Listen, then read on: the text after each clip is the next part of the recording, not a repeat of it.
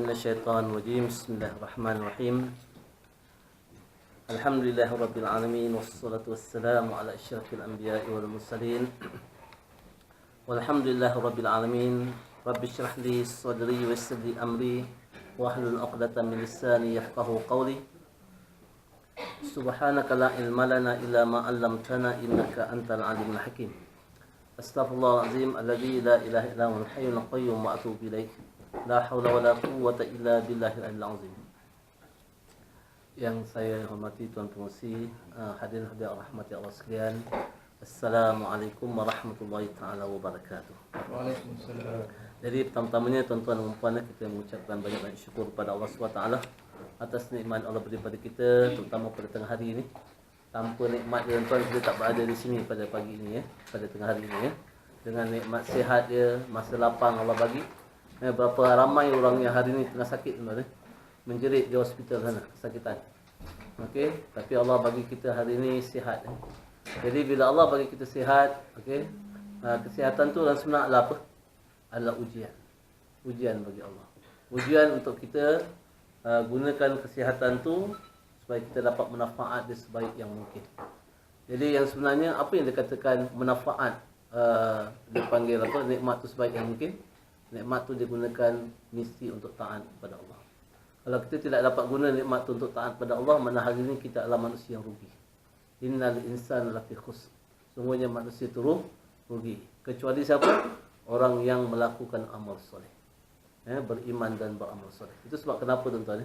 Kenapa dalam hidup ni, untuk jadi manusia yang berjaya, kita perlu pada ilmu. Perlu kepada panduan. Kalau kita tidak ada ilmu, kita tak ada panduan, kita akan buat aktiviti kita tiap hari semua main agak-agak saja. So Allah sebut inna dhanna la yughni minal haqqi syai'ah. Sungguhnya Allah kata agak-agak ni, sangka-sangka ni dia tidak akan menunjukkan kita jalan yang betul. Okey. Jadi itu sebabnya pada hari ini saya akan bahas sedikit sebanyak buku yang saya tulis ni. You Are the Best. Buku ni tuan-tuan saya ambil dia punya tajuk daripada ayat Quran sendiri. Pada surah Ali Imran. Surah ayat Ali Imran ayat 110. Okey, Allah sebut kuntum khaira ummah. You are the best. Yang sebenarnya ayat ni tuan-tuan, kuntum khaira ummah ni sebenarnya dia merangkumi keseluruhan Al-Quran. Sebab kenapa saya ambil ayat tu sebagai topik buku ni. Sebagai rangka rujuk, sebagai skeleton dia. Skeleton untuk kita ambil sebagai panduan kehidupan kita. Sebab rata-rata kalau kita lihat lagi ni, semua orang nak jadi orang terbaik ke tak? Kita nak jadi orang terbaik. Kita nak anak-anak kita jadi orang terbaik. Itu sebab kita hantar dia belajar, kita didik dia. Tapi sebenarnya tuan-tuan, sebelum kita boleh bawa diri kita ataupun anak-anak kita jadi orang terbaik, kita kena tahu definisi baik itu. From the right definition. Bukan definisi main agak-agak. Okey, saya tanya tuan-tuan. Saya kalau biasanya mana-mana kuliah ataupun ceramah atau program, saya akan tanya banyak soalan. Okey, tapi tuan-tuan dan puan-puan jangan bimbang sebab apa saya akan jawab balik. Jadi tak perlu bimbang sebab bila tanya soalan audiens, kalau tanya je mula dia tunduk tuan. Dia takut nak jawab. Okey, tapi biasanya saya nak bagi supaya audiens rasa selesa, awal-awal saya beritahu. Saya akan tanya soalan tapi saya akan jawab balik. Okey, tuan-tuan tak perlu bimbang kat situ. Jadi jadi kat sini tuan-tuan sebelum kita nak teruskan kita punya ceramah ni, kita ada lebih kurang 1 jam aja. Saya nak supaya kita dapat manfaat yang terbaik daripada ceramah ni. Saya tak mahu nanti tuan-tuan bila kita dengar ceramah kuliah, biasanya kalau kita dengar kuliah ada orang yang akan faham 100%, betul? Ada orang yang akan faham 50%. Tapi ada orang yang keluar daripada dewan ni cakap apa? Saya tak faham apa Dr. Syafiq cakap. Tuan-tuan nak yang mana? 1%. 1%. Okey, tapi yang bagi faham tu siapa? Allah yang bagi faham. Okey, tapi dalam masa yang sama ada satu makhluk tu yang akan kacau kita. Yang akan bagi kita tak faham. Siapa dia? Syaitan. Mana dia duduk ini? Syarul. Mana? Tu. Dekat atas LCD tu ada seorang. Ni, dia tergantung ni. Nampak? Nampak? Macam mana saya boleh nampak tuan-tuan? Tak nampak? Kita kasut kat mana saya ceramah. Saya kata macam mana saya nampak tuan-tuan tak nampak? Tuan-tuan apa dia jawab? Dia kata mungkin makam doktor tinggi sikit tu. Saya pun tak nampak tuan. Innahu yarakum min haitsu la tarawun. Nampak? Dia nampak kita tapi tak nampak. Tapi syaitan ni siapa tu? Siapa syaitan? Yalah, siapa dia? Ha. Siapa? Iblis ni. Dia tak kenal dia. Inna syaitana lakum adu. Tuhan sebut dalam Quran. Itu sebab kenapa kita kena ngaji Quran. Inna syaitana lakum adu. Semua syaitan tu bagi kamu adalah musuh, hai manusia. Fattakhiduhu aduwa. Ambillah dia sebagai musuh. Jangan ambil dia sebagai kawan. Allah kata syaitan tu musuh dan ambil dia sebagai musuh. Kenapa dia musuh kita? Sebab innama yad'u hizbahu liyakunu min ashabis sa'ir. Dia kerja dia nak seru dia punya rakan-rakan dia supaya jadi sahabat dia dalam neraka yang menyala-nyala. Itu kerja syaitan. So kalau dia ni syaitan ataupun iblis ni tuan, dia adalah musuh. Dia pasti akan serang kita. Macam mana dia serang kita? Saya nak tanya tuan, macam mana dia serang kita? Ialah macam mana cara dia? Ada duduk depan apa? Dewan ni. Oh, hang nak masuk ceramah hang masuk aja pukul lah. Ada yang cakap macam tu? Ada. So macam mana dia serang? Bisikan. Okey. Bisik. Macam mana bisik? Orang bisik kat mana? Kat telinga. Syaitan bisik kat mana? Hati. Kenapa? Kenapa syaitan bisik dekat hati? Orang bisik kat telinga. Kenapa syaitan tak bisik kat telinga? Lari. Sebab syaitan ni atau iblis ni dia bijak kan. Dia dah hidup daripada zaman Nabi Adam dulu. Zaman tu dia dah hidup. Sampai sekarang dia hidup lagi. Dia minta Allah supaya panjang umur dia. Rabbi anzirni ila yaumi yub'atsun. Panjang umur aku sehingga apa? Sampai sekarang dia hidup lagi. Keluar masuk saja Harvard Business School. Okey, berapa PhD dia ada? Saya nak tanya tuan-tuan, boleh lawan iblis tak? Boleh tak boleh? Boleh? Boleh lawan iblis? Boleh? Bagi saya dalil mengatakan tuan-tuan boleh lawan iblis? Kat mana Allah sebut dalam Quran? Tu sebab kena ngaji Quran tu. Kan? Kalau kita tak ngaji Quran, kita pun tak sure sama ada kita ni boleh lawan ke tak boleh lawan. Allah sebut dalam Quran apa? Wa imma yanzaghannaka minasyaitonir nazghun. Kalau kamu diserang oleh apa? Syaitan atau iblis, Allah sebut apa? Fadribuhu. Apa makna fadribuhu? Pukul dia. Lawan dia. Ada Allah sebut macam tu? Tak ada. Allah sebut apa? Fasta'iz billah. Allah kata kamu kena berlindung daripada aku, wahai manusia. Menunjukkan apa? Kenapa Allah kata kamu kena berlindung daripada aku? Menunjukkan kita tak ampun lawan dia.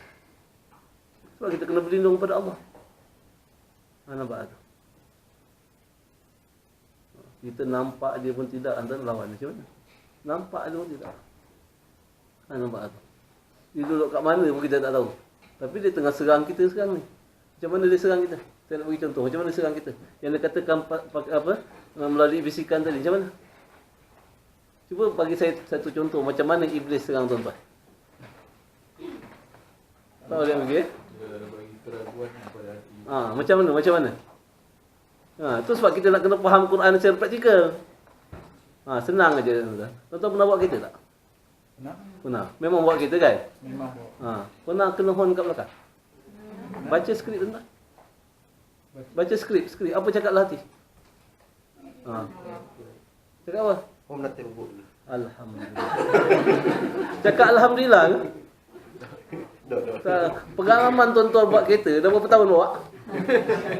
Okey, dah berapa ratus kali kena horn? Berapa ratus kali kena horn? Banyak. Ada tak dalam 100 kali kena horn tu tuan-tuan cakap Alhamdulillah? Tak pernah kan? Ada. Tapi cuba kira bilangan dia. Nampak anda? Dulu tuan-tuan, kalau masa saya muda-muda, kalau orang horn saya, tuan-tuan tahu apa skrip dia? Stupid. Tapi orang tu dengar tak dengar? Tak dengar. Yang sakit siapa? Yang sakit. Tak perasan. Itulah cara iblis serang kita. Allazi yuwaswisu fi sudurin nas. Yang dibisikkan dekat iblis dia tak bisik kat telinga kita tuan-tuan. Kenapa? Saya dah cakap dia cerdik tuan. Kenapa dia tak bisik dekat telinga kita? Manusia bisik kat telinga kan? Tapi kenapa iblis bisik dekat hati? Sebab iblis kenal kita tuan-tuan. He know us very well. Sebab apa? Sebab dia tahu manusia ni kalau bisik kat telinga apa jadi? Dia masuk telinga kanan, keluar telinga kiri, dia tak dengar. Dia Itu sebab iblis tak bisik kat sini. Kan saya kata iblis tu cerdik kan? Dia bisik dekat center point tu. Ni. Dekat hati tu. Hati ni tempat you bercakap, betul? Dan you bercakap tu baru you buat satu benda, betul tak? Sebab semua perbuatan kita, all our action come from words, betul? Ya. Apa dalil? Nampak? Innamal a'malu binniyat. Setiap perbuatan bermula dengan niat. Niat tu adalah words yang masuk dalam. Kita kalau pergi kedai tuan-tuan, kita tak terus makan ikan tu. Kita buat apa? Kita cakap dulu. Nak makan ikan ke nak makan daging? You cakap dulu tu kan? Yang mana sedap? Daging lagi ni. Tu baru makan daging. You cakap dulu. Nampak tu. Sebab kita punya perbuatan start from words. Tapi hari ni tuan-tuan kita tak perasan tuan-tuan Okey, kebanyakan word school datang daripada allazi yuwaswisu fi sudurin nas. Salah satu contoh tadi bawa kita. Itu tak masuk lagi kalau masih kerja, betul? Saya nak tanya tuan-tuan, berapa kali perkataan susah keluar daripada mulut tuan-tuan ketika kerja? Banyak ke tak banyak? Banyak. Selalu. Selalu kan?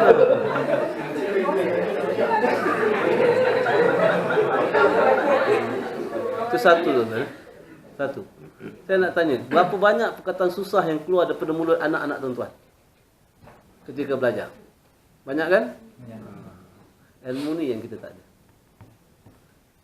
This is, kalau Harvard Business School dia cakap apa? The missing knowledge in most colleges, schools, universities and organization. Dia panggil intrapersonal communication skill. Itu kalau dalam bahasa motivational, your self-talk. What you see inside here. What you see inside here tu yang sebenarnya yang motivate kita cari. Tu tak masuk lagi kalau bos kata, hari ni you stay up. Ada kerja sikit awak lah. Baca skrip je. Alhamdulillah.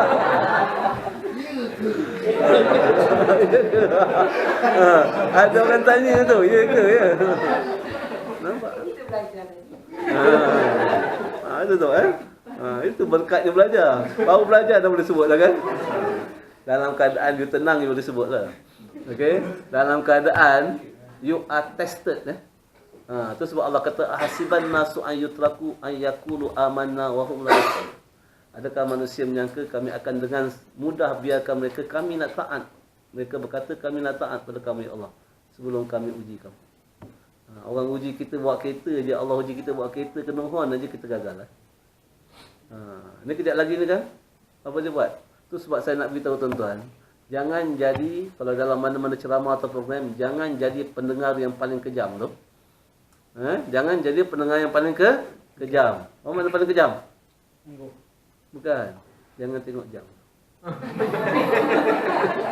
Paling kejam, bukan kejam. Sebab apa kalau you tengok jam you akan cakap apa? Baca skrip you. Apa? Berapa doktor nak habis? Sama je skrip dia. Kenapa skrip dia sama? Kenapa skrip dia sama? Sebab syaitan nipu tu syaitan yang sama. Dia dah sedia dah skrip untuk you. Tuan-tuan. Yang tu you kena belajar daripada buku hadis. Okey. Ni baru nak mula ni, mukadimah ni.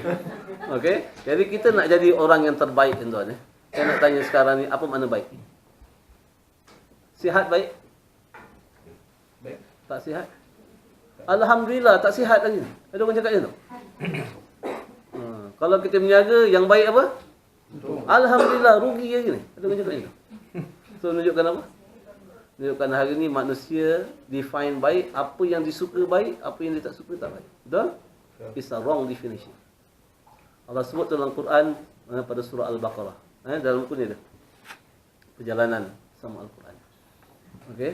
Allah kata kutiba alaikumul qital wa huwa kurhul lakum.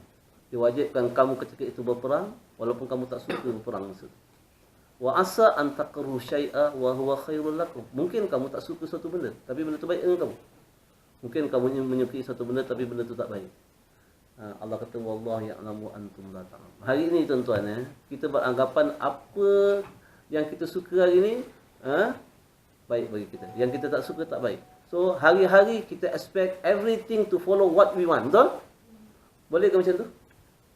Boleh ke dalam hidup tuan-tuan Sebab you fokus, you nak hidup yang baik. So you define baik adalah everything follow what you want. Betul?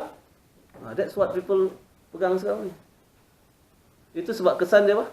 Bila you letak perkataan baik ataupun berjaya, success in life adalah things that follow what you want, what will happen to you?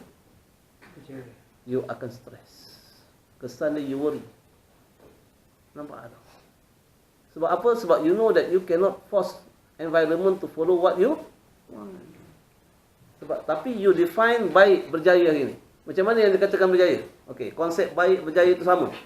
Okey, macam mana kita define hari ni seorang yang berjaya? How you define? Berjaya macam mana? Berjaya. Based on what? Based on what you achieve. Success is a function of what you achieve. Betul? Betul ke? Betul ke tak betul? Rasa-rasa definisi itu betul ke tak betul? Betul. Bagi saya dalil lah. Itu masalahnya. Nampak tu. Yang sebenarnya tuan-tuan, kebanyakan konsep yang manusia pegang di luar, kebanyakan adalah wrong konsep. Itu sebab kita hidup dalam kelam kabut. Sebab kita pegang konsep yang salah. Hari ni kita define macam mana, tengok kawan tu berjaya. How you assess ataupun what is the indicator of dia punya success. You tengok apa? Rumahnya besar. Kita kata dia berjaya, betul lah. Keretanya besar. Apa lagi? Pangkatnya besar. Apa lagi? Itu itu bukan saya cakap. Dia wayat daripada sahabat saya ni. Bisikan. Mana-mana ada ceramah mesti dia tambah yang tu. Kenapa? Syaitan yang sama. Bukanlah saya kata dia syaitan je tak. Dia punya bisikan tu. Nampak tu? Tu Merah. Syaitan pakai baju merah. Skrip yang sama dia bagi, nampak. Tapi kalau hari ni kita define success is based on what we achieve, siapa akan masuk dalam definisi tersebut? Orang yang makan rasuah akan masuk dalam definisi itu. Betul? Pencuri akan masuk dalam definisi itu. Sebab kita tengok rumah dia besar, kereta dia besar, tapi kita tak tahu apa dia buat. Fir'aun akan masuk dalam definisi itu. Betul? Kalau kita letak definisi kejayaan berdasarkan apa yang manusia cakap, itu sebab dalam Quran Allah tak letak that definition. Allah tak kejayaan, success is a function of what you do. Itu sebab Allah kata innal insana lafi khusr. Sesungguhnya manusia itu rugi. Lawan rugi adalah berjaya, betul? Gagal. Kecuali siapa? Kecuali orang yang melakukan amal soleh saja. So berdasarkan ayat itu, success is a function of what we do. Okay? Maknanya semua kita boleh berjaya every day. Berdasarkan apa yang kita lakukan. Itu sebab Allah kata success is a function of amal soleh. So kalau kita nak berjaya hari ini, Allah kata orang yang berjaya adalah Allah yang melakukan amal soleh. Apa makna amal soleh, tuan-tuan? Hari ini people misunderstood. Bila kata amal soleh, kita ingat sembahyang, puasa. Amal soleh ini apa dia? Amal soleh adalah semua aktiviti kehidupan kita, daripada kita celik mata sampai kita tutup mata, yang complies to Allah SWT punya rules. Itu sebab Allah define makna baik atau berjaya pada ayat 189 surah Al-Baqarah. Ayat 189 surah Al-Baqarah, Allah kata walaisal birru, tengah-tengah ayat bunyi ayat tu yas'alunaka 'anil ahillah. Tengah-tengah ayat tu Allah kata walaisal birru, bukan baik itu bi antatul buyuta min zuhuriha, dengan kamu masuki rumah kamu daripada pintu belakang, walakinnal birra manittaqa, tapi yang baik itu adalah orang yang bertakwa. Makna bukan baik itu ikut definisi kita. Itu makna umum dia. Okey, sebab kalau saya nak jelaskan sesuatu kan masa kita very short, betul. Okey, saya ambil cuma yang penting je dulu. Okey, jadi saya ringkaskan kat situ bahawa baik dekat situ bukan berdasarkan achievement. Kalau hari ini tuan-tuan, baik itu berdasarkan achievement, berjaya itu berdasarkan achievement. Itu sebab kita kata hari ini, itu tengok orang Cina tu berjaya. Adakah orang Cina berjaya? Itu dia kata definisi dunia. Tak ada, tuan-tuan. Tak ada. Berjaya ni, orang yang berjaya adalah orang yang taat kepada Allah. Orang Cina tu dia taat kepada Allah ke? Dia taat kepada Allah orang Cina tu? Tak ada. Tapi orang Melayu lah kita tengok. Kan? Kenapa? Apa beza orang Melayu dengan orang Cina? Orang Melayu, dia mengaku dia tak taat kepada Allah. Betul? Tapi orang Melayu, orang Cina, dia mengaku dia tak taat kepada Allah. Orang Melayu, dia kata dia nak taat, tapi yang sebenarnya dia tak taat. Apa makna taat? Compliance. Itu Itu sebab makna baik Allah kata, bukan baik itu dengan kamu masuki rumah kamu daripada pintu belakang. Tapi baik itu adalah orang yang bertakwa. Apa makna takwa? Dalam bahasa praktikal, takwa ni makna compliance. Comply itu Allah SWT punya rule. Itu sebab dia panggil waqah. Kan mengaji bahasa Arab. Waqah maknanya to preserve. Hafizu kalau dalam bahasa Arab ni, memelihara. Memelihara apa? Maknanya compliance. Kita pernah belajar pasal integrity tu tak? Itu depan. Dewan tu integrity. Oh. Apa dia? Nama bilik ni integrity. Okey. Saya tanya apa makna integrity?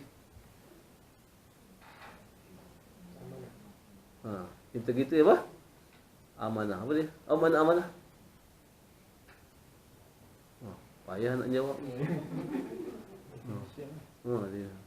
Integrity mana? Macam mana yang dia kata menjaga hak? Integrity dalam bahasa yang mudah maknanya kejujuran. Jujur. Itu makna integrity. Macam mana yang dia katakan jujur? You nak tahu orang jujur tak jujur senang je. Tengok dia punya skrip. Tak tahu dekat sini tapi kat luar lah. Ada tak you pernah dengar orang cakap hari ni bos tak ada lah?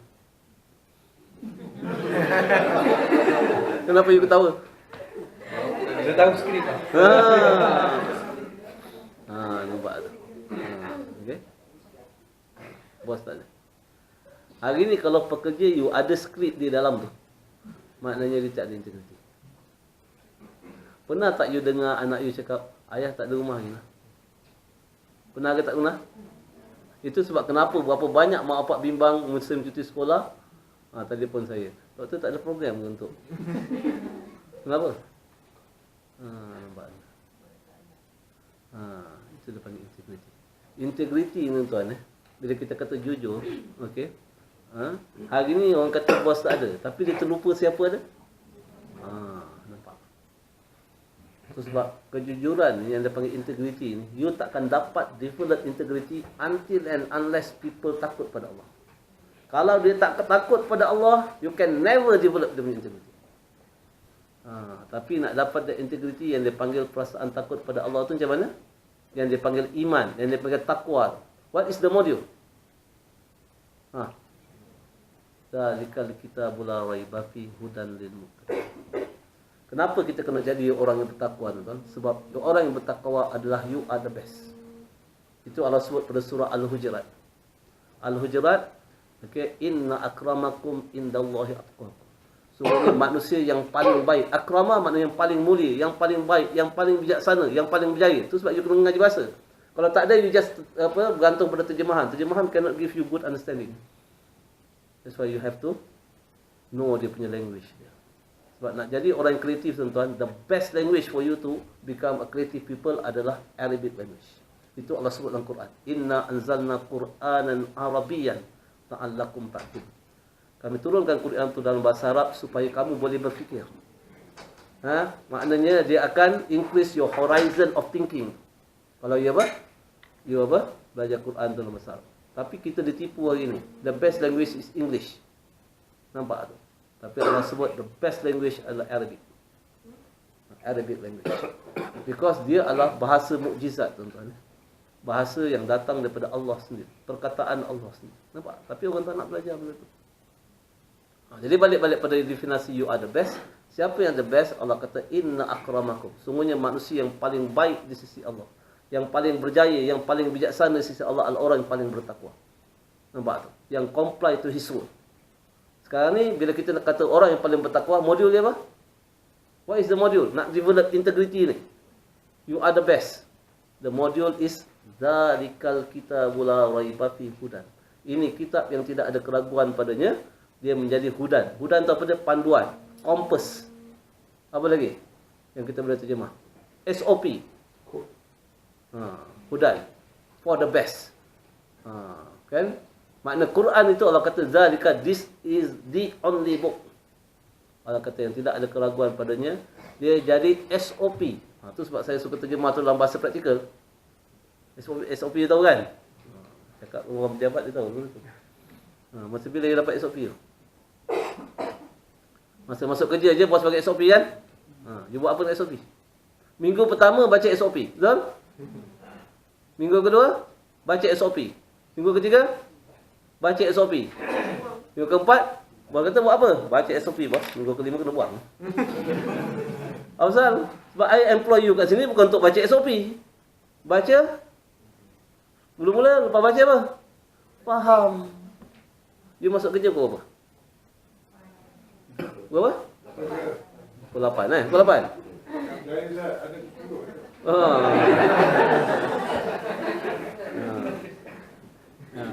Tapi SOP you kata pukul 8 Kan? Kenapa bila saya tanya, you tak cakap, nanti kejap doktor, saya pergi tengok SOP saya pukul apa?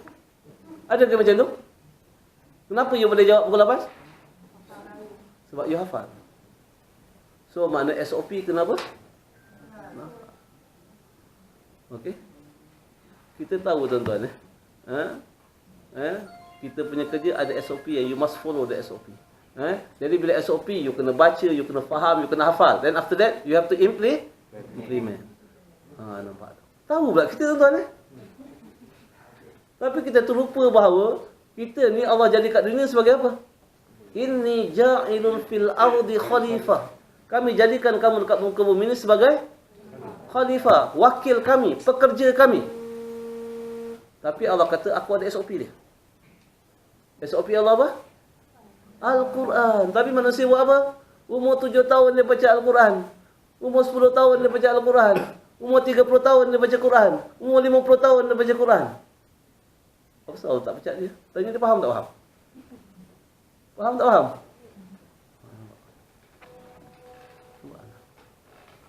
Zalim tak kita berdiri kita? Ni nak masuk Ramadan ni. Allah nak train kita lagi dengan Al-Quran. Nampak? Tapi manusia tak tahu. Dah berapa puluh Ramadan dah Allah train kita dalam Al-Quran. Jadi Allah kata, semua hari ni kita nak jadi orang yang terbaik. Dan Allah kata orang terbaik tu orang yang bertakwa. Dan modul dari Al-Quran. Sebagai SOP. Tapi kita buat apa dengan Al-Quran? Sebahagian manusia baca saja. Nampak? Tapi kita kata kita nak jadi orang terbaik. Nampak? Apa zalim kita hari ni? Okey? Itu kalau kita kata Quran SOP. Apa lagi Allah kata boleh terima hudan tu sebagai SOP.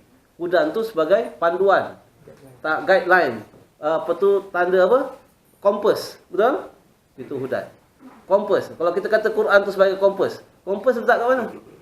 Kalau kapal, kompas letak kat mana? Control room tu. Control room. Captain punya apa? Jabat tu. Kapal terbang tu dalam cockpit tu. Control room dia. Kita manusia kapal juga. Sebab apa? Sebab apa? Bergerak. Kapal tu bergerak. Kita pun bergerak juga. Okey? Dan untuk bergerak, kapal untuk bergerak, untuk pergi pada arah yang betul, dia perlu ada kompas kan? Dan kompas mesti duduk kat control room. Kita punya control room kat mana? Kita tahu semua tuan-tuan. Control room kita kat hati. Tak payah saya nak apa. Semua boleh jawab. Control room kita kat hati. So, bila control room dia mesti ada apa? Untuk control room tu dia mesti ada apa? Kompas. Kompas kita apa? Al-Quran. Tapi hari ni kompas duduk kat mana? Dalam almari. Tu, dalam handphone tu. Agaknya kalau handphone tu boleh bercakap dengan kita. Dia kata, kamu ni manusia, cipta aku. Hebat betul kamu boleh cipta aku. Sampai kamu boleh buat hafal Quran tu. Tapi yang peliknya kamu tak hafal. Besok handphone masuk syurga, kita tak masuk. Macam? Jadi kompas tu mesti duduk dekat control room. So Quran tu yang sebenarnya dia punya tempat dia adalah di hati. Tapi hari ni kita letak tempat lain. So apabila kita letak satu benda bukan tempatnya, apa maknanya? Tahu kita tu. Itu sebab kenapa Allah kata, so kita sebut selalu Rabbana zalamna anfusana wa illam taghfir lana wa tarhamna lanakunanna minal khasirin. Tuhan, imam baca kita pun amin. Okey, kadang-kadang kita pun baca. Agaknya bila kita baca apa Tuhan cakap? Kamu kata kamu zalim, apa zalim kamu? Kita pun tak tahu apa zalim kita. Tentang kita orang kat luar ni tu. Okey, kita takkan dia kata habis ustaz kita je yang kena gitu. Saya bukan cakap sama tuan-tuan ni tu orang kat luar ni tu. Betul? Betul ke tak betul? Tak boleh cakap. Nampak tuan-tuan? Tuan-tuan Yang ni kita kena ambil dalam kehidupan tuan-tuan, berhenti sekejap. Berhenti sekejap, perhati balik, tanya balik, I am on the right track or not? Supaya besok kita jangan caught in surprise tuan-tuan. Bila kita jumpa Allah, Allah kata apa? Wa qadimna ila ma amilu min amalin faja'alnahu haba'an mansura. Kami kumpulkan semua amalan-amalan kamu besok, tapi kami jadikan seperti debu yang ditiup terbang oleh angin. Makna Allah tak terima amalan. Sebab apa? Sebab kita buat amalan tanpa ilmu, tanpa belajar. Jadi yang sebenarnya tuan-tuan, itu sebab kenapa kita kena balik-balik pada Al-Quran. Tanda tuan-tuan, Allah terima solat kita hari ini apabila kita bersungguh-sungguh belajar Al-Quran.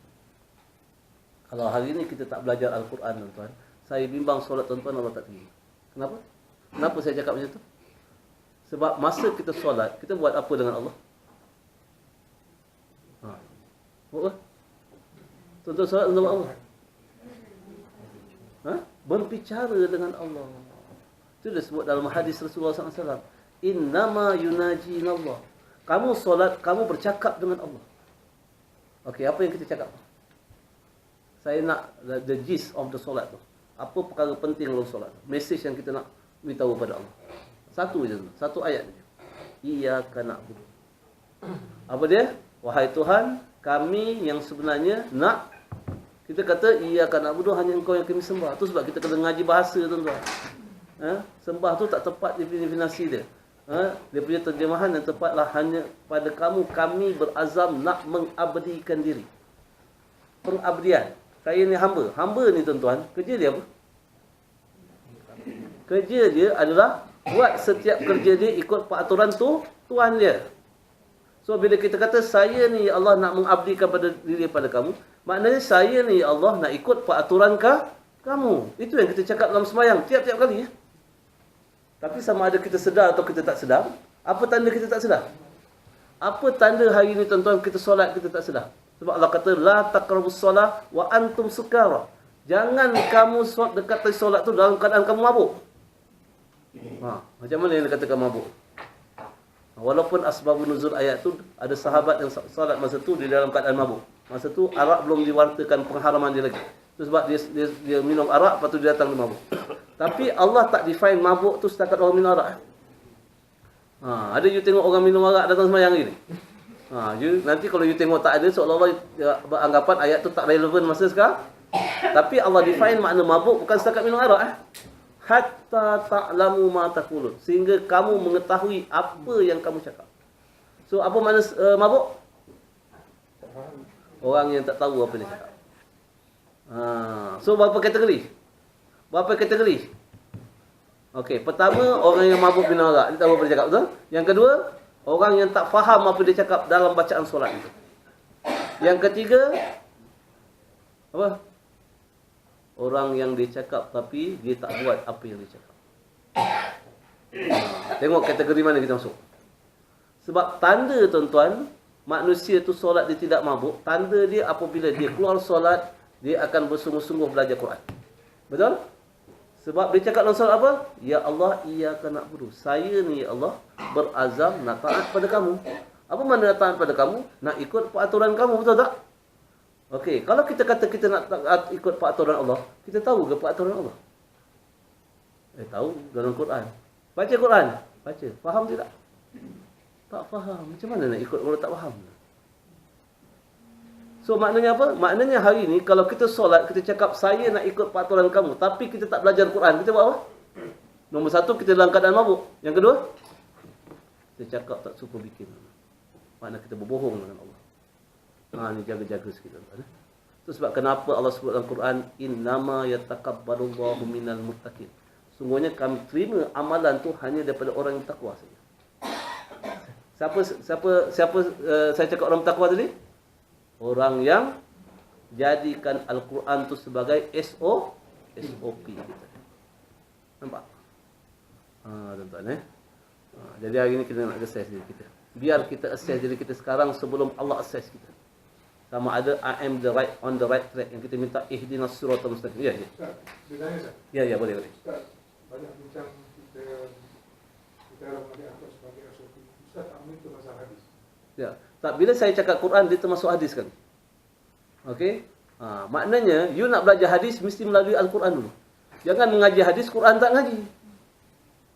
Sebab hadis tu cuma nak elaborate Al-Quran. Bila kita cakap pasal Al-Quran, dia termasuk hadis sekali. Itu sebab saya sebut hadis tadi. Innama yunajinallah, kan? Itu hadis tadi. Yang ada kaitan dengan Al-Quran. Dia bila cakap Al-Quran, dia termasuk hadis sekali. Sebab hadis tu adalah untuk elaborate lagi Al-Quran. Bila kata-kata belajar Al-Quran, Al-Quran dan hadis. Sebab Allah kata, فَإِن تَنَازَعْتُمْ فِي شَيْءٍ فَرُدُّوهُ إِلَى اللَّهِ وَالرَّسُولِ. Nampak tu. Okey, terima kasih. Very good question. Jadi bila kita kata, tapi hari ni kadang-kadang orang mengaji hadis, Quran tak mengaji. Itu masalahnya. Dia Quran dulu. Baru kita support dalam misunderstood concept in life. Okey? Sebab apa tuan-tuan? Sebab yang sebenarnya Quran tu nak memelihara hadis tu. Sebab apa? Hadis dia tidak terpelihara. Okey? Hadis boleh dia apa? Dia boleh apa? Dia boleh tu. Okey? Tapi kalau kita ada hadis, dia elaborate lagi, tapi pengapa? Dia panggil penerangan dalam hadis tu tidak boleh bercanggah konsep dia dengan Al-Quran. Kalau dalam hadis tu konsep dia bercanggah dengan Al-Quran, makna kita kena check status hadis tu. Sebab hadis macam-macam sekarang. Macam-macam. Orang kata belajar sampai negeri China pun hadis juga kan. Macam-macam orang boleh reka. Okey? Orang boleh kata, okey, ni hadis letak situ Bukhari Muslim. Macam mana dia nak check? Okey, dia jumpa pada Bukhari, dalam Bukhari tak ada. Tapi Bukhari pun semua senarai-senarai itu disenaraikan oleh manusia dan dia masih terdedah kepada penyelewengan lagi. Tapi Quran yang akan preserve dia. Kita nak tengok supaya semua hadis tu dia punya konsep selari dengan Al-Quran. Kalau dia tak selari, we have to check. Dia bukan check Quran. Sebab Quran tu dipelihara oleh Allah. Dia kena check hadis. Itu sebab kenapa kita kena mengaji hadis dengan Al-Quran. Sebab kalau kita tengok dalam susunan hadis-hadis yang dalam Bukhari, sebelum dia masuk hadis tu, kalau kita tengok dalam Sahih Bukhari pun kan, okey, dalam buku-buku yang dia di luar sana, dia susun dengan Al-Quran. Ayat Quran masuk ada hadis. Supaya hadis tu selari dengan Al-Quran. Nampak? Itu sebab kenapa Allah kata khairukum man ta'allama al-Quran wa 'allamahu. Itu sebab Allah bagi penekanan tuan-tuan betapa pentingnya kita menghafal Al-Quran. Sebab dia kompas. Okey. Jadi balik pada, jadi sekarang tuan-tuan, kalau kita nak jadi orang yang terbaik, saya ringkaskan tuan-tuan, orang yang terbaik adalah orang yang bertakwa. Okey? Takwa maknanya compliance. Modul dia apa? Modul dia adalah Al-Quran. So sekarang ni kalau kita tahu bahawa nak jadi orang terbaik, modul dia Al-Quran dan dia adalah SOP. Okey? So kita punya tanggungjawab terhadap Al-Quran adalah pertama apa? Baca. Kena mahir membaca Al-Quran. Tanggungjawab macam pertama. So tuan-tuan letak tuan-tuan punya KPI hari ni. Okey, apa KPI dia? Kalau saya letak tuan-tuan punya rating hari ni 0 sampai 10 dalam kemahiran baca Al-Quran, nombor berapa dulu? 0, 1, 2, 3. Itu baru KPI yang pertama. Dia punya dalil apa? Warattilil Qur'ana tartila. Itu pada surah Muzammil. So KPI kita yang pertama adalah kita kena check kita punya skill of reading. Nampak? Itu, okey. Yang kedua. Okey, KPI yang kedua adalah letak 0 sampai 10 dalam bab sejauh mana you baca Quran tu you faham you baca. Kalau you baca Quran tu perkataan ana anta tu you faham, boleh letak 1/50 kot. 1/50 bukan apa 50 kan, 1/50. Nampak? Itu yang kedua. Yang ketiga, dia compose, you have to memorize it. So letak berapa banyak ayat Quran yang you memorize. Sebab apa tuan-tuan you kena memorize Quran? Tengok betapa penting Allah suruh kita dekat dengan Quran. Allah letak banyak hadis yang sahih tuan-tuan, yang ada kaitan dengan kepentingan Al-Quran ni, sampai Allah letak bahawa orang yang hafal Quran ni, besok tiap-tiap dekat di akhirat, dia akan suruh dibaca tu tiap-tiap ayat tu. Daripada Al-Quran, tiap-tiap ayat yang dibaca, yang dia hafal tu, dia naik satu tingkat. So maknanya tingkat syurga tu mengikut hadis tersebut adalah bergantung kepada tingkat berapa banyak ayat Quran yang kita hafal. Apa cakap? Apalah Ustaz, kita naik 7 tingkat pun cukup lah. Kenapa 7 tingkat? Fatihah. Fatihah apa? 7 ayat kan? Kan? Macam tu. Okey, yang sebenarnya tuan-tuan, bila tuan-tuan kata tuan-tuan nak hafal Fatihah. Kalau tuan-tuan benar hafal Fatihah tu dia panggil umul kitab. Umul kitab ni meringkasan kepada keseluruhan Al-Quran. Nampak? Kita dah hafal ringkasan cukup Ustaz. Hafal juga 30 juzuk kan? Jangan macam tu. Okey? Nampak? Itu yang makna dia. Apakah definisi mahir membaca? Sebab adakah inklusif sekali dengan tajwid ke ataupun dah baca je? Okey. Dia apa makna definisi mahir? Itu yang disebut warattilil Qur'ana tartila. Warattilil Qur'an, dan bacalah Quran tu dengan tartil. Bila Sayyidina Ali dia tanya apa makna tartil? Okey, Sayyidina Ali jawab ayyujawidu bil Qur'an wa ma'rifatil wuquf. Bahawa kamu baca Al-Quran itu dengan bertajwid. Apa makna bertajwid? Kamu jaga panjang pendeknya, dengung dia, sebutan huruf dia. Itu dipanggil dengan bertajwid. Jawidu. Jawidu maknanya baca Quran tu dengan bertajwid, dengan makhraj yang betul. So maknanya hukum belajar tajwid tu hukum dia wajib. Kalau kita tak belajar tajwid, kita baca Quran salah, hukum dia berdosa, tuan-tuan. Kalau hari ini tuan-tuan baca Quran salah, tapi dalam proses belajar Allah maafkan. Tapi kalau tak belajar, saya bimbang tuan-tuan, tuan-tuan harap baca Quran tu dapat rahmat, tapi Allah laknat balik. Tu hari ni. Hari ni kalau kita tak mahir lagi, kita kena buat apa? Belajar. Kalau belajar tuan-tuan, kita baca Quran mengangkat-angkat, tu sebab Allah kata al-mahiru bil Quran ma'as safaratil kiramil barah. Tu dalam hadis yang sahih. Orang yang mahir dalam Quran besok di akhirat dengan para malaikat yang Allah muliakan. Wallazi yaqra'ul Quran. Mereka yang baca Al-Quran wa huwa yatata'u. Mereka tu apa? Mengangkat-angkat baca. Susah baca. Lahu ajran. Mereka dapat 2 pahala. Orang yang baca Quran mengangkat-angkat dapat 2 pahala. Pahala nombor 1 apa? Pahala dia baca Quran. Pahala yang kedua, pahala susah dia baca tu. Dia apa? Berusaha nak apa? Nak mahirkan tu. Tu Allah bagi pahala lagi. Tapi dengan syarat dia belajar. Itu KPI yang kedua. Okey? Dari segi pemahaman. Pertama tadi kemahiran baca, pemahaman. Yang ketiga adalah hafalan. Itu kita punya third KPI. Yang keempat adalah amalan. Yang kelima, sebarkan kepada orang lain. So hari ni kita nak assess kita punya you are the best tadi. Nak assess nilai kita punya apa? 5 kategori tadi. Okey? Jadi tuan-tuan jadi tapi hari ni kalau kita tak tahu baca, it's okay. Don't worry. Tak tahu baca kita. Jangan worry sangat. Okey? Yang penting apa? Kita belajar. Macam mana nak belajar? Belajar sedikit demi sedikit. Seminggu sekali belajar tajwid. Lepas tu baca Quran tu tiap-tiap hari. Bagi kita mahir. Allah bukan suruh kita baca, dia belajar daripada pagi sampai petang sampai malam, tidak tuan-tuan. Tapi kalau tuan-tuan boleh buat macam tu lagi baguslah. Kalau tuan-tuan tak dah kaya kan. Dah banyak duit kan. Kalau tak kaya lagi kan. Tak kaya lagi kan. Macam mana cara kaya paling senang tadi? Saya bagi dia punya cara dia. Hantar surat kat Sultan Brunei. Hantar gambar sekali. Rasa-rasa boleh jadi nantu tak kan? Mana tahu tuan kan silap air bulan Sultan Brunei tengok gambar dia berkenan. Kan kalau yang lelaki lah. Kan jadi menantu. Jadi kaya. Dia jadi kaya. Nak buat apa lepas ni? Ngaji Quran Ustaz. Air sekarang ni sebab banyak air punya homework. Dulu patutnya daripada kecil-kecil dulu pandai Quran, sekarang ni dah kaya dah kan. Kerja saya ngaji Quran je.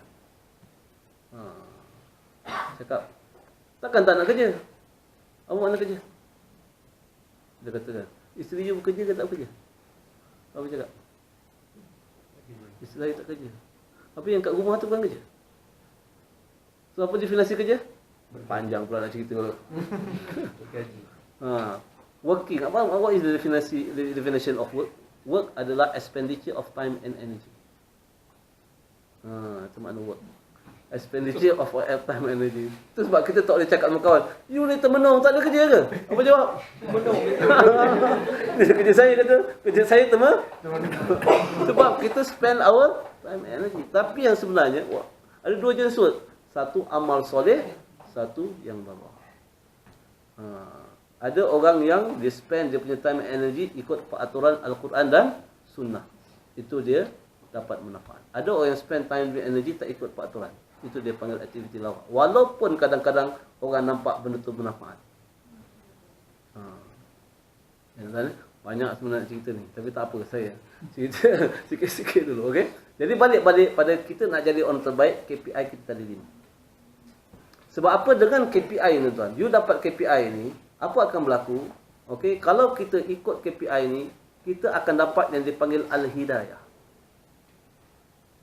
Tiap-tiap hari kita dapat hidayah. Apa tu hidayah? Hidayah adalah tuan-tuan, hidayah ni dia panggil when you do things, you will do it the right way, you do it the right things and the right way. Itu panggil hidayah. Hidayah ni, kalau kita buat satu kerja, kita akan buat kerja itu dengan betul dan dengan cara yang betul. Okey, buat kerja dengan betul kita panggil skill apa? Buat kerja yang betul kita panggil skill apa? Leadership skill. Nampak Buat kerja yang betul adalah dia panggil leadership skill. Leadership skill ajar kita do the right things. Betul? Satu lagi skill, do the things right. Kita panggil dia management skill. Do the things the right way. Okey? Itu sebab kita kalau belajar leadership and management, leadership skill ajar kita buat benda yang betul. Okey? Management skill ajar kita buat benda dengan cara yang betul. Kat mana leadership skill? Kat mana ada leadership skill? Hanya dalam Quran saja. Dzalika kitabul la raiba fihi hudan. Saya nak tanya tuan-tuan, bila kita makan, kita kalau boleh nak dapat manfaat daripada makanan kita, betul tak? Saya nak tanya tuan-tuan, hari ni, tengah hari ni, you tahu tak apa makanan yang paling sesuai dengan badan you tengah hari ni? You tahu ke tak tahu? Nampak. You tak tahu. You main agak saja, betul tak? Berdasarkan rasa you. Bukan perut you, rasa you. Selera you. You cakap apa? Air rasa tengok Air rasa hari ni air nak makan ikan. Tu sebab bila kita buat decision based on rasa, apa orang Melayu cakap apa? Kita ikut rasa itu sebab kita binasa. Tu sebab lain kali macam mana cara yang terbaik untuk makan? Tu sebab kita kena cakap bismillahirrahmanirrahim. Apa makna? Ya Allah, please guide me the right food that I need to eat today. Pernah tak kita cakap sama Allah macam tu? Tak ada lah. Tak ada. Kita main hentam saja tadi. Kita rasa apa yang kita buat semua betul. Kita tak pernah pun nak rujuk pada Allah. Itu dalam bab makan. Dalam bab makan yang kita nampak simple tu pun kita tak rujuk pada Allah. Apa lagi yang lain lah? Apa yang lagi lain? Saya nak tanya hari ni, berapa banyak decision making you buat? Satu hari ada berapa decision lagi? Every second ada decision making, betul tak? Every second. Tapi ada kita tak rujuk pada Allah. Itu sebab hari ni kita stress kerja. Kita work with our own strength only. Kita tak work with the strength of Allah. Apa makna definisi work smart? Tahun depan lah kita cerita. Sebab masa dah tinggal 10 minit lah. Okey? Kan? Sebab kita ceramah setahun sekali kan? Tahun depan kita cerita. What is the definition of work smart? Okey? Banyak lagi saya nak cerita sama tuan-tuan. Okey, tak apa. Jadi balik apa yang saya nak cakap. Balik, you are the best. Kamu adalah orang yang terbaik. You buat aja benda ni tuan-tuan. Allah akan guide you. Okey? Improve your skill. Apa dia? Dia panggil Quranic punya reading skill. Apa lagi? You punya apa? Understanding skill. Apa? You punya apa tu dia panggil apa? Memorizing skill. Apa tu application skill. Lepas tu dissemination sampai pada orang lain. Kalau you develop this skill tuan-tuan, Allah will guide you. You akan dapat apa yang dipanggil al-hidayah. Tiap-tiap decision making you guided by Allah SWT. Nampak? Kita hari ni kebanyakan decision kita main agak-agak. Kita based on experience, betul tak? Nampak Nanti based on experience tu, nanti tahun depan saya cerita macam mana decision making based on experience. Okay? You buat planning kan? Saya duduk dalam planning department. Tapi semuanya belajar daripada orang putih punya apa? Punya apa dia? Semuanya ngarut. Okey, itu sebab kita buat planning di Tampukang, stres, macam-macam tuan. Sebab apa kita tak buat planning based on Quranic punya skill. Okey? Okey, masalah yang kita cerita tu. Okey. Ada lagi 10 minit saya cerita experience saya. Ni dalam buku. Saya dulu tuan-tuan Okey. Saya baca Quran pun tak reti. You dah pernah dengar saya punya experience belum? Belum. Kalau dah pernah saya tak payah cerita. Belum Saya dulu kampung boy. Tu start buku ni The Kampung Boy. Okey, start topik yang pertama. Kampung boy apa ni? Orang kampung. Ya, apa dia buatnya? Masuk laut, terjun sungai, masuk hutan. Itulah kerja saya. Saya masa kecil-kecil belajar dari nombor 10 pun. Saya suka belajar. Itu sebab asyik nampak nombor corot dia. Nombor 1 daripada belakang lah. Okey. Nampak. Tak suka belajar. Mengaji lagi tak suka. Kalau dah belajar tak suka, mengaji lagi tak suka. Tapi dipendekkan cerita tuan-tuan, masa saya masuk sekolah menengah, saya dah ada kesedaran nak belajar. Ada sedarian ni? Ada sedar? Tak ada. Tak ada budak sedar ni. Okey. Saya ingat belajar di sekolah Datuk Razak lah. Seremban. Masa tu kat Seremban. Sedar, belajar kat sedar tapi tak sedar-sedar juga. Okey. Okey. Jadi apa? Tapi masa saya sekolah, saya dah visi saya dah jelas dah. Apa visi saya? Saya nak jadi orang kaya lah. Itu visi saya. Saya nak jadi orang kaya. Dan bila saya dah letak visi saya nak jadi orang kaya, itu visi dah jelas, dia influence what I need to do now. Itu sebab bila saya dah jelas saya nak jadi orang kaya, saya tahu that is the price that I need to pay. Apa dia? Saya kena belajar sungguh-sungguh. Jadi saya belajar sungguh-sungguh. Okey? Main petang pun tak ada. Sampai guru saya kata, Syarif, jom main. You have to play, you jangan belajar banyak-banyak, nanti you gila tau. Selalu cikgu dia bimbang orang tak belajar kan. Ni cikgu bimbang saya belajar banyak sangat. Tapi sebab visi saya dah jelas tuan-tuan. Saya mesti nak jadi orang kaya. Jadi bila nak jadi orang kaya tu, saya kena tengok profession apa yang boleh buat saya jadi kaya. Doktor. Tak boleh. Sebab saya chemistry lab paling saya tak suka masuk. Sebab saya tak tahan bau dia tu. Kan? Dulu masa dekat SPM tu kan, dah lepas SPM tu kan, kita ada masa tu sponsorship memang very easy. 11 tu interview tu nak hantar pergi overseas. Petronas offer saya. Dia kata, I hantar you pergi US buat gas engineering. Saya kata, you tahu tak, lab yang paling saya tak suka masuk adalah chemistry lab. Tak hidup saya kalau buat gas engineering, saya kata. Saya cakap sama Petronas, you nak ambil saya, bagin tu. Boleh bagin. You nak ambil saya, you kena hantar saya pergi UK. Saya nak buat accountancy. Kalau tak nak, saya tak nak. Macam tu. Macam tu sekali boleh bagin masa tu. Okay. Scholarship. At your fingertip. Boleh minta macam tu je. Ketua kata tak muah. Sebab apa, banyak budak tak lulus. Rugi kita. Okay. Jadi kita tak nak hantar. Kita lebih suka beli daripada yang sponsor. Budak yang dah lulus kita beli daripada sponsor lain. Kita tak nak hantar. Petronas masa tu. Dia pujuk saya pergi US, saya tak nak. Lama-lama saya marah. Ambil saya. Tapi tuan-tuan tengok kat sekolah, masa kat sekolah. Okay. Minta pandai pula minta sama Tuhan. Bagi saya sihat, bagi saya apa? Mudah, biasa. Tapi Tuhan kata, aku suruh kamu mengaji, kamu tak nak. Saya masa sekolah tu, seingat saya tak pernah pegang Quran tu. Tak pernah. Kecuali hari Jumaat malam saja. Kenapa? Sekolah suruh baca Yasin kat Dewan kan. Itu pun saya tak pandai baca. Ngangkat-ngangkat baca. Susah baca, baca yang tulis bahasa Melayu tu. Y-A-I-S-N. Itu senang baca. Macam tu je. Nampak? Tapi Tuhan kata, belajar Quran, hukum dia fardu ain kan. Kategori fardu ain. Belajar matematik, belajar apa? Sains tu semua adalah sunat ke fardu kifayah. Mana kena buat dulu tuan-tuan? Patutnya. Ilmu fardu ain, fardu kifayah, sunat ni ilmu apa yang sebenarnya? Dia adalah ilmu pengurusan. Dia adalah management skill. Management skill adalah apa? Management skill. You duduk dalam pengurusan. What is the meaning of management? Management? Cuman duduk dalam pengurusan, mendefinasi manajemen pun tak boleh. Kita bagi apa ni test balik aja. Buat apa tu dia panggil activity based on priority. Itu kita panggil management. You arrange your apa? Activity based on priority. Kalau bos kata, okay, projek ni buat dulu. Projek A ni buat dulu. Projek B buat tahun depan. Dia pergi buat projek B dulu macam? Kena buang je kan. Allah kata belajar Quran dulu. Okey? Kita pergi belajar matematik dulu. Tuhan marah tak?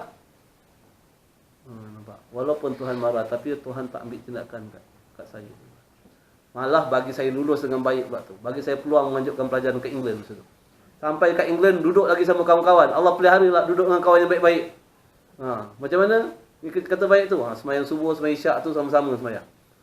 Lepas tu lepas dia subuh, berlaku. Kawan buka Quran, tuan-tuan.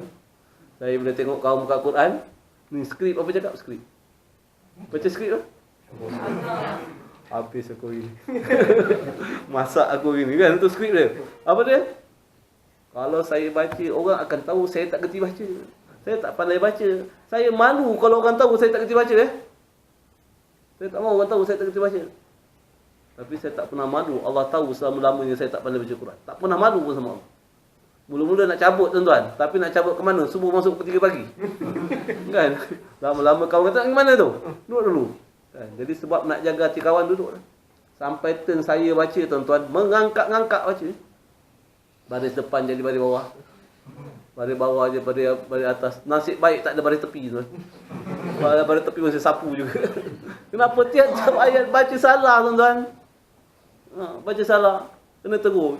Baru baca sikit nak kena tegur. Baru baca sikit kena tegur. Panas telinga ni. Kan manusia mana suka kena tegur kan? Panas. Terseksa tuan-tuan. Baca Quran tu terseksa. Tiap-tiap lagi. Tapi nak buat macam sebab nak jaga hati kawan. Kenapa terseksa? Sebab baca Quran bukan kerana Allah. Tapi tuan-tuan, berbulan-bulan saya terseksa baca Quran pagi-pagi. Okey, tapi akhirnya satu hari tuan-tuan, Allah campakkan satu sentence dalam hati saya. Apa dia? Saya rasa saya perlulah belajar Quran. Saya tak pernah fikir benda tu sebelum tu. Tiba-tiba satu hari dia datang.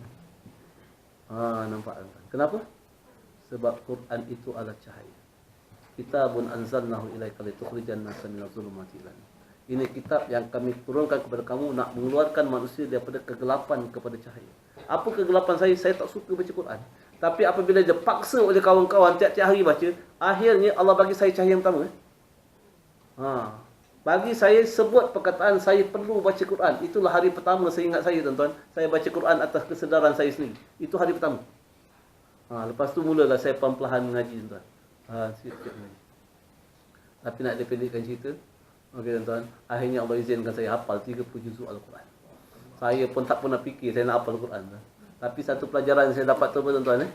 Okey, saya hanya dapat tu apabila saya buat, okey, Allah yang tolong. Itu makna work smart tuan-tuan. Work smart ni you work with the strength of Allah. Unlimited strength. Kalau saya tanya tuan-tuan hari ni, tuan-tuan mampu apa tu dia panggil apa? Okey, tuan-tuan apa? Yakin tak nak hafal 30 juzuk Al-Quran? Yakin tak yakin? Saya dah tanya ramai orang dah. Okey. Kalau tuan-tuan nak tahu jawapan dia, mana saya letak ni? Saya buat satu dulu. Tengok ni.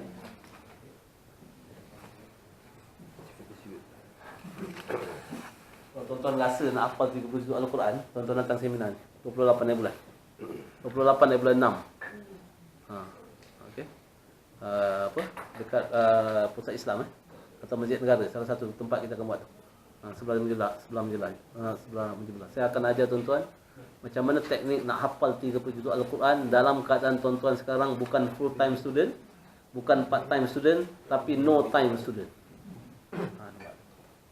Jadi tuan-tuan jadi itu yang pengalaman saya. Tapi tuan-tuan nak tahu dia punya cerita lebih lanjut, tuan-tuan baca buku perjalanan saya bersama Al-Quran. Walaupun saya tulis dalam bentuk novel, saya tulis dalam bentuk novel cerita, okey, tapi setiap cerita tu saya support dengan Al-Quran dan hadis. Supaya benda cerita tu adalah cerita yang berdalilkan Al-Quran dan hadis. Okey, itu tuan-tuan. Jadi apa yang conclusion yang saya nak beritahu tuan-tuan tengah hari ini, bahawa tuan-tuan, kita semua nak jadi orang terbaik. Tapi kalau kita tidak belajar macam mana nak memahirkan diri dengan Al-Quran, kita can never become the best. Okey? Itu dia punya conclusion. So tuan-tuan kena cari jalan. Jadi mungkin tuan-tuan baca buku ni sebelum Ramadan. Ada seminggu lebih lagi kan? Pastikan tuan-tuan habis baca buku ni sebelum masuk Ramadan. Mungkin banyak ayat Quran dan hadis yang sebut dalam ni mungkin bagi panduan kepada tuan-tuan untuk memanfaatkan Ramadan tuan-tuan sebaik yang baik. Okey, tapi kalau tuan-tuan nak lebih itu tu tuan-tuan baca tu apa? Datang seminar. Saya buat setahun sekali seminar tu, setahun sekali. So maknanya kalau tuan-tuan miss, maknanya tuan-tuan kena tunggu tahun depan. Okey, setakat tu. Wabillahi taufiq. Assalamualaikum.